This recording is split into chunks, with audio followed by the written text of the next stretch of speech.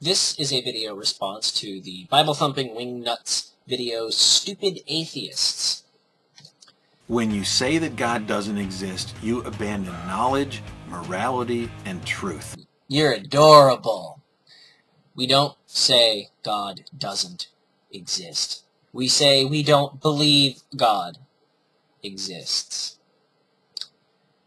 You know this is our claim. I know for a fact that other, much more well-established YouTube atheists than myself have pointed this out to you on multiple occasions.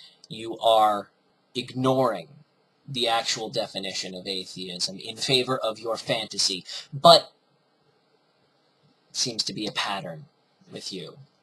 And that's just stupid. When you say that God doesn't exist, you abandon knowledge, and you say such ridiculous things like, I could be wrong about everything I think I know. We could be wrong about everything we think we know. We don't know everything. There could be something we don't know that disproves what we think we know. How is that a difficult concept to understand? I may not even exist. The only thing we can prove exists is our experience. But experience is easily fooled. You know, we can induce hallucinations that people are sure actually happened.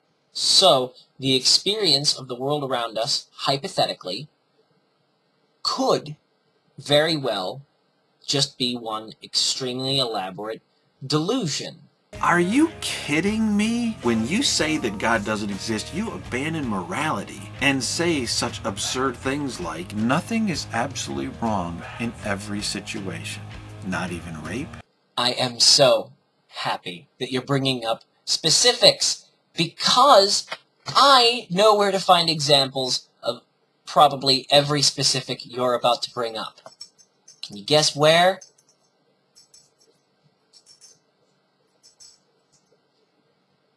Not even rape? Now therefore kill every male among the little ones, and kill every woman that hath known man by lying with him. But all the women, children, that have not known a man by lying with him, keep alive for yourselves. What are they going to do with those poor little girls? Not murder? And they utterly destroyed all that was in the city, both man and woman, young and old, and ox and sheep and ass, with the edge of the sword. Not even child abuse. If a man have a stubborn and rebellious son, which will not obey the voice of his father or the voice of his mother, and that, when they have chastened him, will not hearken unto them, then shall his father and his mother lay hold on him, and bring him out unto the elders of the city, and unto the gate of his place. And they shall say unto the elders of his city, This our son is stubborn and rebellious. He will not obey our voice. He is a glutton and a drunkard. And all the men of his city shall stone him with stones, that he die. So shalt thou put evil away from among you, and all Israel shall hear and fear. The interesting thing to note here is that all three morals that you bring up are not only exhibited in the Bible, but commanded by God himself. So, tell me again how I can't have moral standards without God. When you say that God doesn't exist, you abandon truth. You don't even claim to know truth. We don't claim to know truth. Well, I suppose that's a valid criticism to a point. We don't necessarily say that we don't know things aren't true, but we do always leave room for the unknown to disprove us at a later date. You, on the other hand, claim absolute knowledge, which is not only arrogant, but your own book says it's sinful. You suppress the truth in your unrighteousness. You abandon the truth so much, so bad, to such an extent, you come up with dumb ideas. It's more likely that we live in a computer. I've never heard the claim that it's more likely that we live in a computer. I could be wrong. You know, maybe someone has said it, but it's certainly not a widely held belief by the atheist community. The only claims that have any kind of merit to them are ones that have practical application, and living inside a computer would have absolutely no effect on the way we perceive reality. For that instance, neither would the existence of a God. The universe seems to act the same with or without the concept of God. It doesn't affect mathematics or physics or anything like that. So it's not that we claim God doesn't exist. He's just pretty useless when it comes to practical application.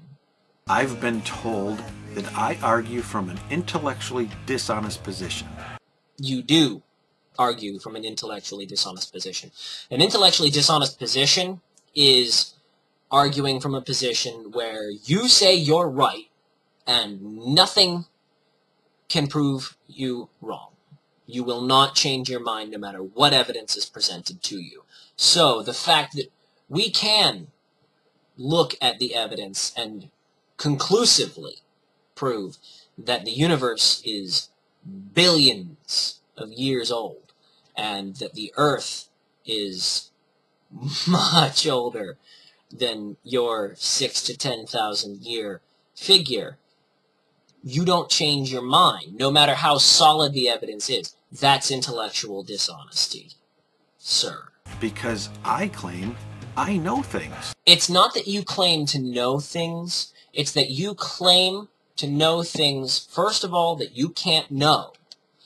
And second of all, the things you say you know are wrong. Plain and simple, they're wrong. Genesis is fantasy. You claim to know otherwise. You can't demonstrate that you know otherwise. Knowledge is demonstrable. You can't demonstrate that Genesis is truth. However, the other side can demonstrate that it is absolute falsehood.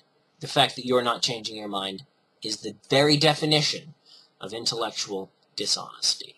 Absolutes do exist. Absolute moral standards do exist. The Creator God exists. You claim that absolute moral standards do exist and that the Creator God exists. Demonstrate it. That's all you have to do. I guarantee you, if you were to somehow be able to prove the existence of God, most of us in the atheist camp would completely abandon our disbelief if we were just shown how it's even possible. No one from your side has ever been able to demonstrate that fact. And don't try shifting the burden of proof. We aren't the ones making the claim of knowledge. You are. Stop the foolishness. Stop the stupidity. I think maybe you need to take your own advice on this one. You're being absurd. It's not me who's being intellectually dishonest. Actually, it is. I already explained how. It's the atheist who's being intellectually stupid. Oh yeah? Well, you're a poopy face. How about that?